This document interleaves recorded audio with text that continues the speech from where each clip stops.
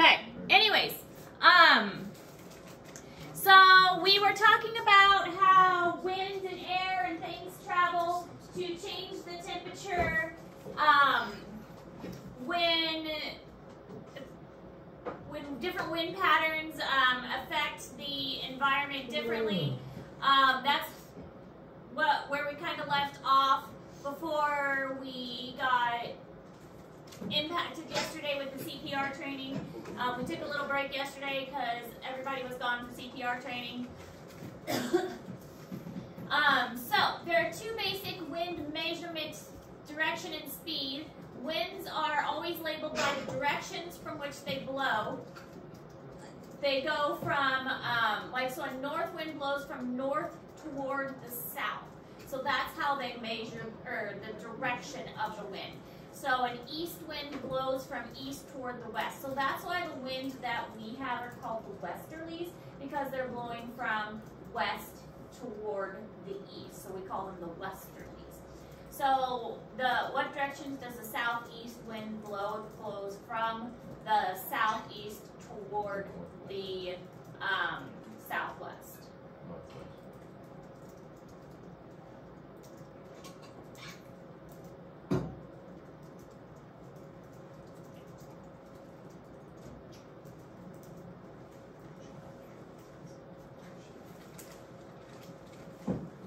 And the assignments that are due, really the only ones we have, of course, the Snoopy extra credit, the video assignment, that long one, and then the study guide review that we started yesterday.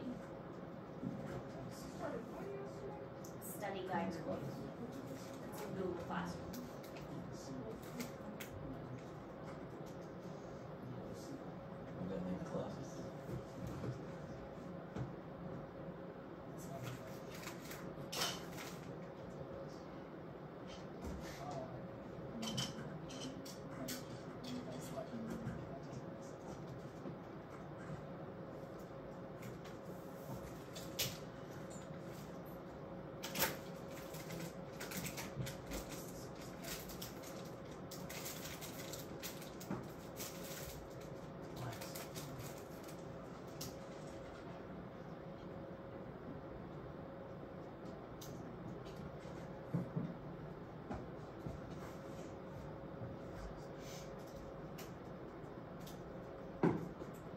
Anyone who is in FBLA, please report to the gym for pictures. FBLA students to the gym for pictures.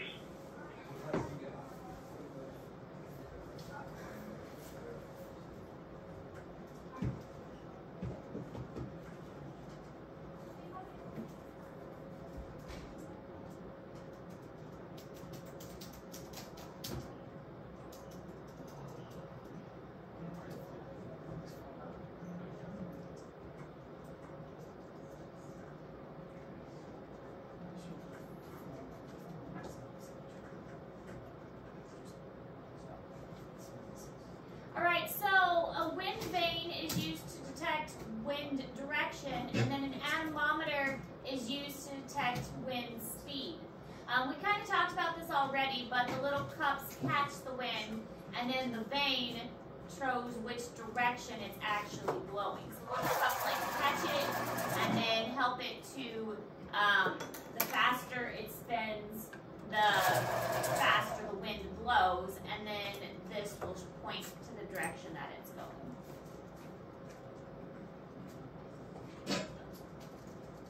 But speed is determined by what's called an anemometer.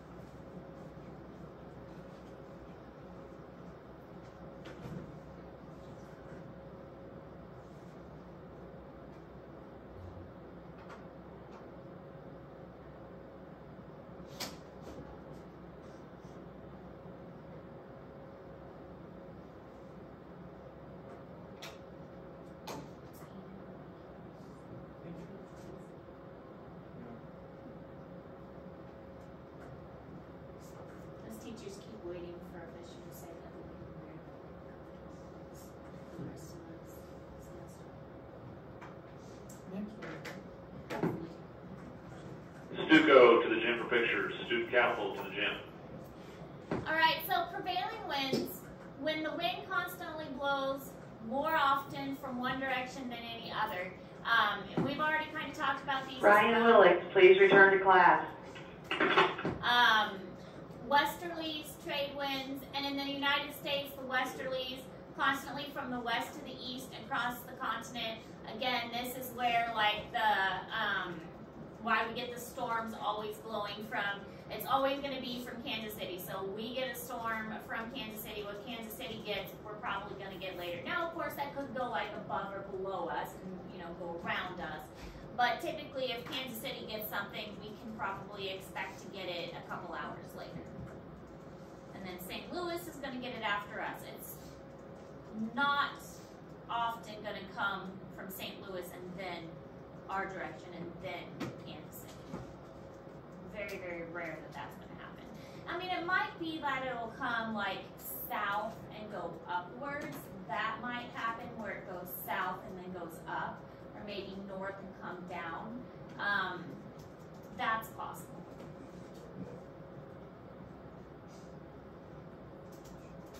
But usually not east to west.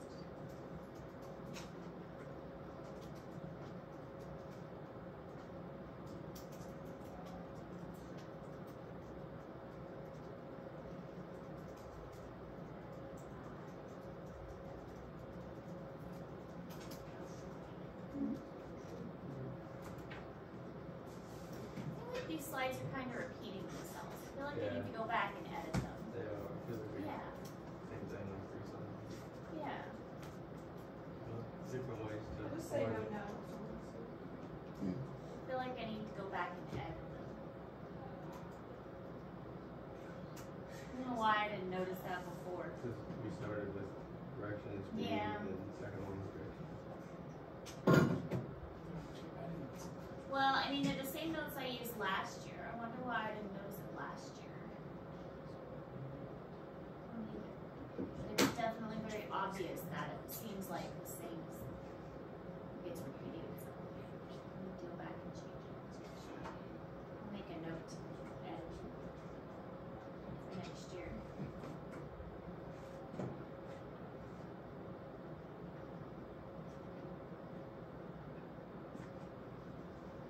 It just means it's really important and you can be expected to be tested. But it does seem kind of redundant.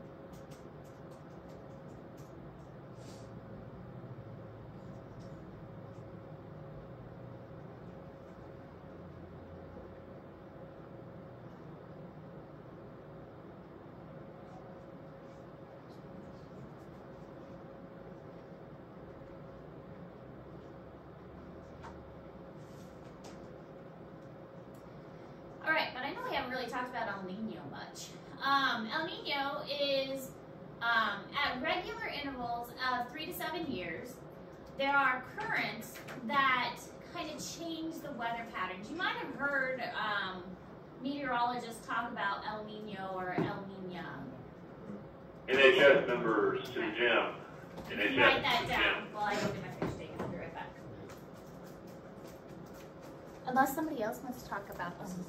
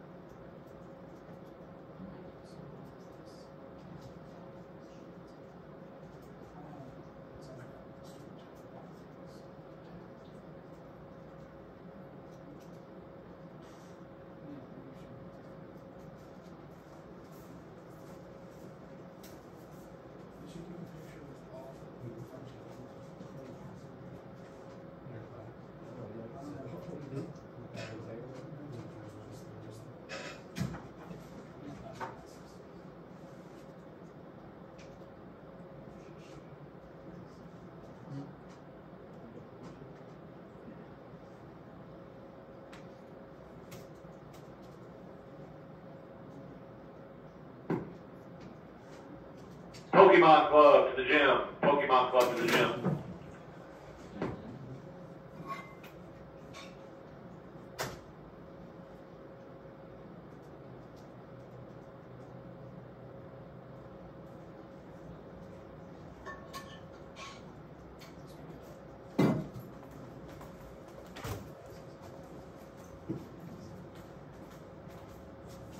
Okay. All right. So El Nino, at regular intervals of 3 to 7 years, warm currents become unusually strong, and they replace these cold currents, and they create these weird weather patterns. So it's going to create like unusually strong storms that have kind of an impact on the overall weather patterns. So it's kind of predictable, and it's going to create like really strong coastal storms, really significant rain patterns, and then the weathermen really just like to blame, like if it's a very, very rainy year, oh, El Nino is acting up again, that kind of thing. So it just really creates significant storms, more rain, that kind of thing. And it has to do with currents and SCA to the gym. SCA students to the gym. You should just stay down. You thought you were going to get to take notes today.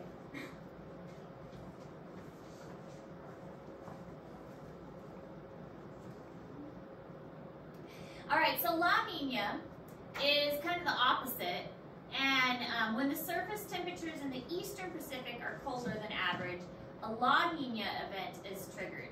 So it is also kind of distinctive weather patterns. It just kind of goes the opposite direction. So La Nina goes one way, El Nino kind of goes the other way. So they're kind of the reverse of each other.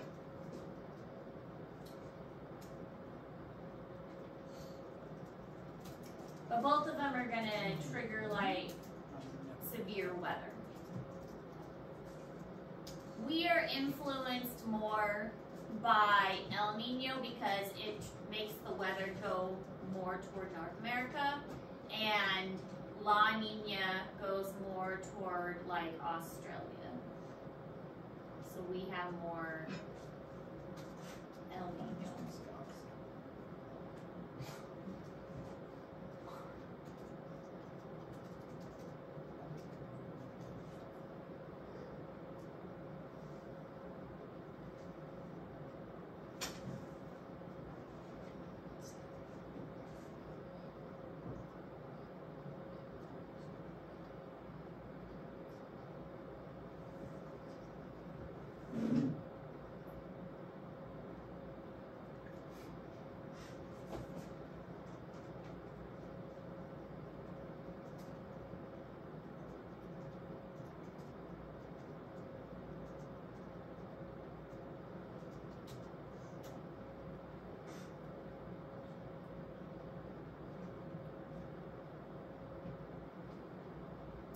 All right, so the La Nina could cause winter to be colder than normal, and especially across the Great Plains, and increased precipitation in the northwest.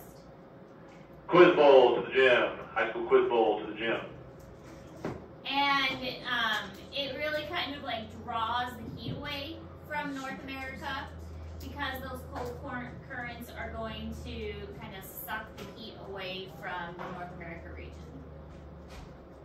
So El Nino brings moisture, La Nina kind of sucks the heat away.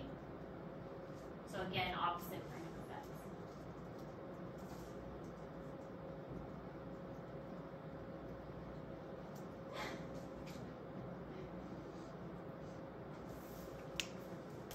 Think you'll get to stay this time?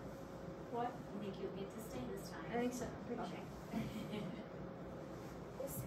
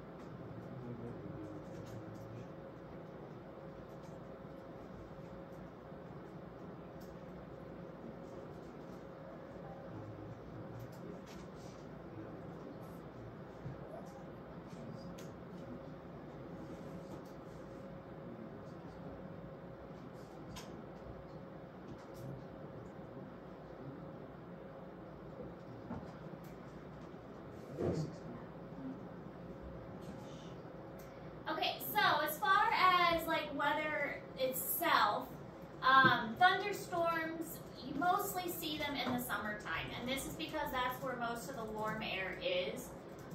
If you have cold and warm fronts that are combining together, that's where you're going to get these thunderstorms.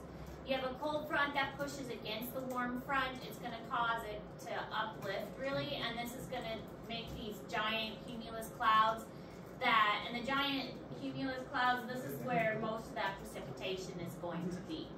So here you can see just a basic weather map. You have a cold front coming in and impacting with a warm front, and then a lot of thunderstorms in that area. So here behind that, you're not going to have a whole lot of weather because that area is much more calm. It's those pressurized systems, the warm versus the cold, that's going to cause those thunderstorms. And you're really going to see this mostly in summer and springtime when you're getting those severe weather. So, you know, right now we have rain, or snow, but we don't really get the thunder and the lightning because it's not really having dramatic shifts in temperature.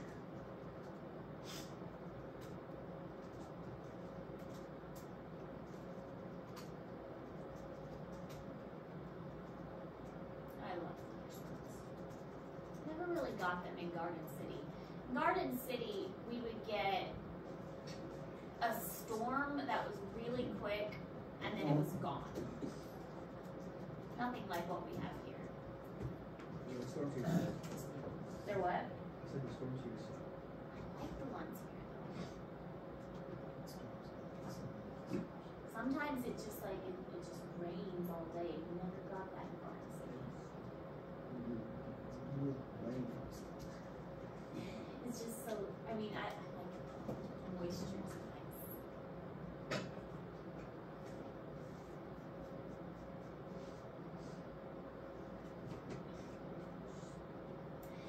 So in severe cases, lightning damaging hail and tornadoes are possible. You know a little bit about hail after last year.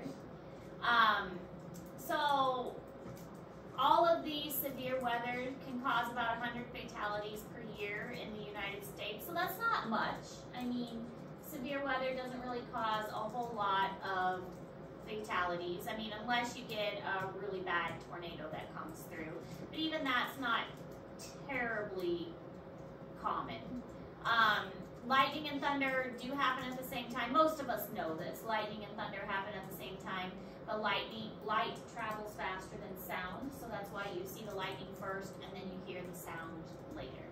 Most of us are familiar with that concept though.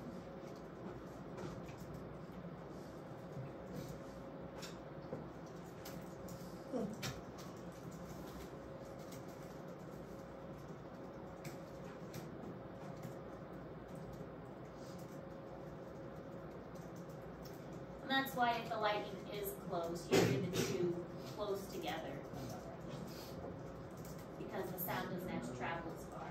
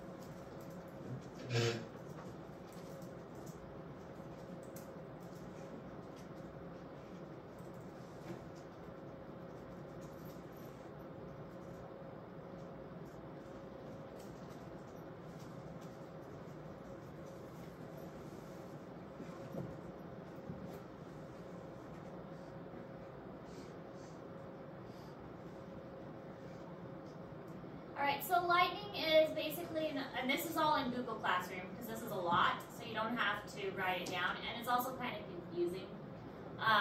It's an electrical discharge caused by an imbalance between the clouds and the ground. So the clouds get a charge and then the ground gets a charge, and it's not balanced very well. So most lightning occurs within the clouds, and then the particles collide between like the ice and the rain and the snow and all of that, and it creates an increasing imbalance. And so oftentimes, like there's a negative charge, and negatively charged the lower reaches of the storm cloud. So objects on the ground like steeples and trees in the earth become positively charged. So it's all about like, if you think back to when you learned about chemistry back in biology, you might actually take chemistry with Ms. Hackthal. There's positive and negative charges to like the elements, electrons, and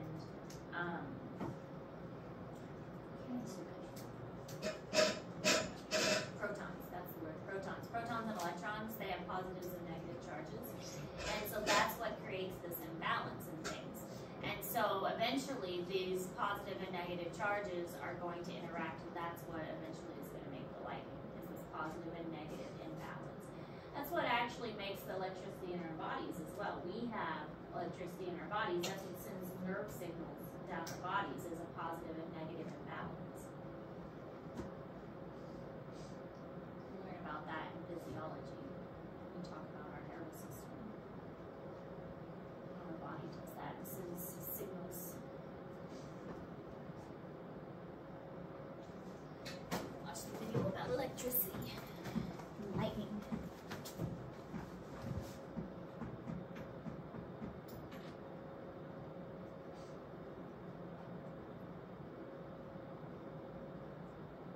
Like YouTube has more commercials lately. The image is unmistakable. Lightning is one of the most incredible natural phenomenons, and one that scientists are still learning about.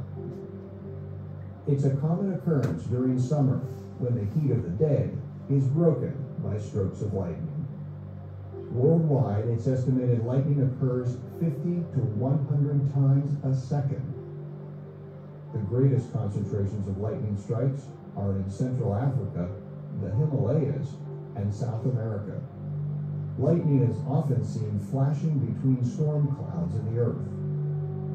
The bursts of light are pure electricity. Scientists don't fully agree on what actually causes the electrical charge to be dispersed, but it is generally thought that lightning often occurs within the downdrafts and updrafts of thunderstorms. Lighter particles moving toward the top of clouds become positively charged, while heavier particles heading toward the bottom become negatively charged. When the positive and negative charges grow large enough, lightning is released between these regions. Most of the lightning takes place within the cloud, but some strikes the earth in bold flashes. In these cases, the charge escapes the cloud, making a branching path that reaches for the ground. The energy of the lightning strike contains hundreds of millions of volts and lasts only a fraction of a second. What seems to be a single flash is actually a series of return strokes of electrical energy reaching back up into the clouds. The path reaches temperatures of around 50,000 degrees Fahrenheit. This extreme heat creates the booming thunderclap as excessive pressure within the lightning path expands at supersonic rates on return strokes. In the U.S., lightning occurs most often in Florida.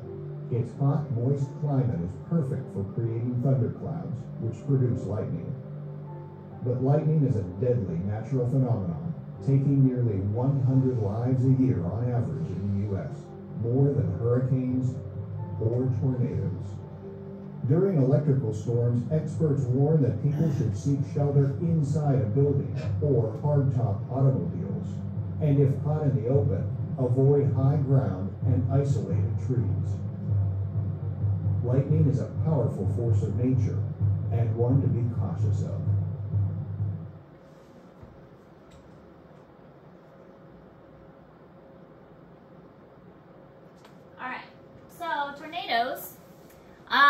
Usually in spring and early summer is where you're going to see a lot of them, at least in the U.S., and less than 0.3 miles in diameter, and they usually only last for 10 minutes or less. So, I mean, you see these dramatic movies like, you know, Twister, which is still, I mean, it's been a long time ago, but still a good movie. But they last for only 10 minutes or less overall, and in movies like Twister, I mean, those are very uncommon. The winds can reach in excess of 300 miles per hour, so really, really fast winds.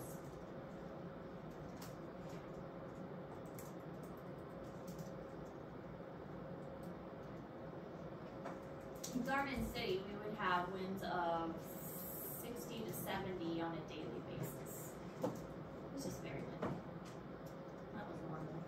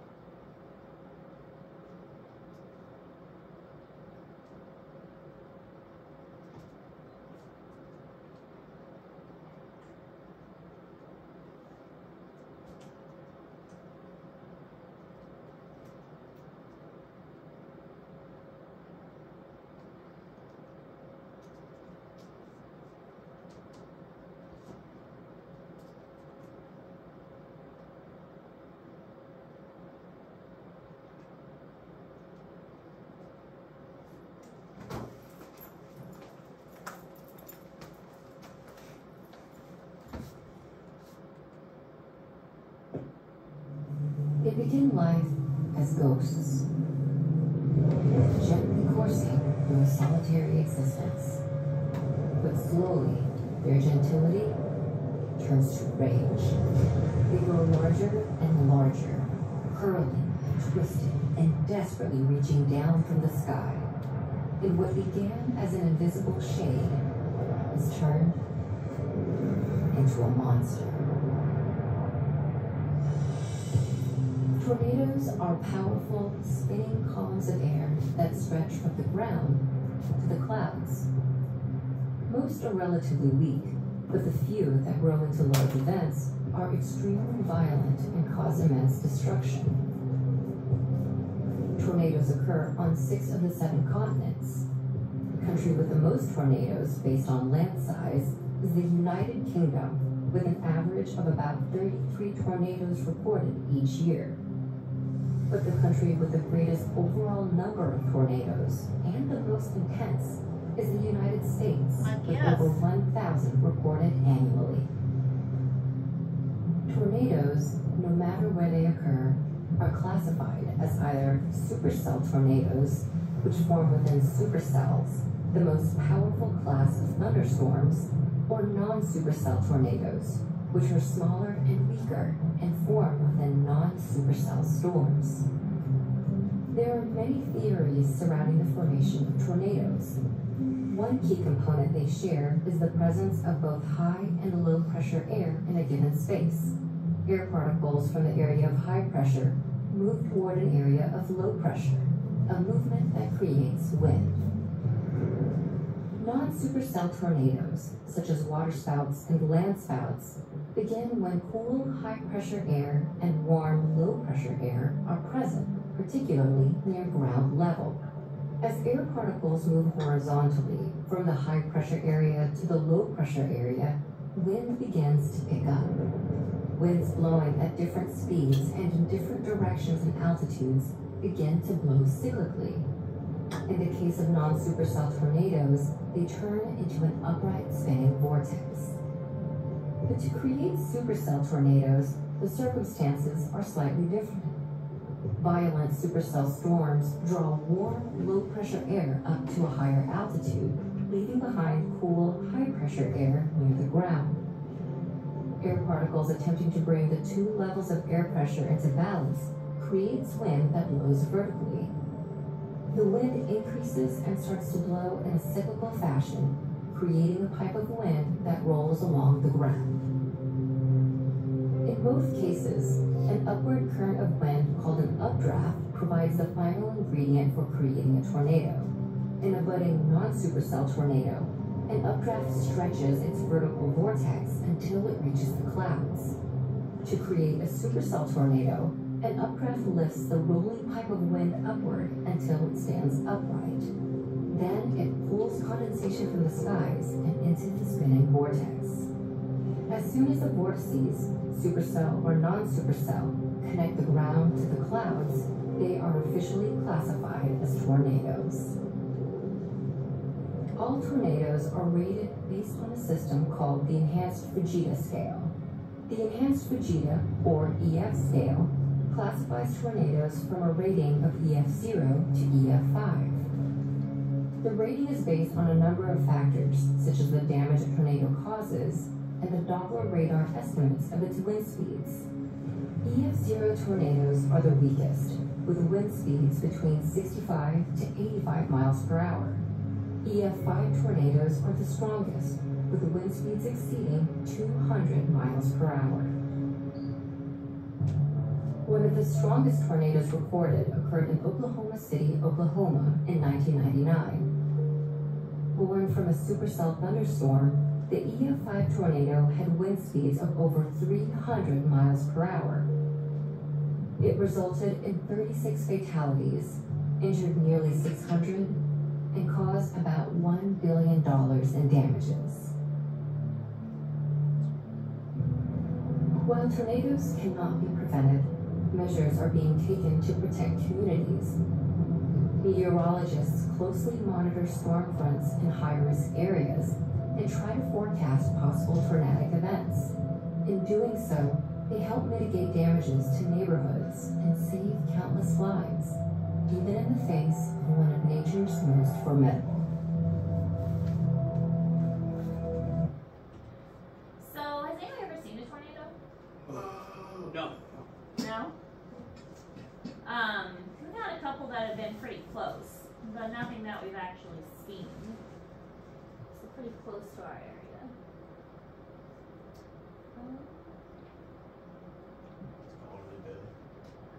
I'm looking. We'll talk about hurricanes tomorrow. We've only got hurricanes left, but we're pretty close to the bell. So we'll finish up with hurricanes tomorrow, and that's all we've got left. Hurricanes are the last thing to talk about.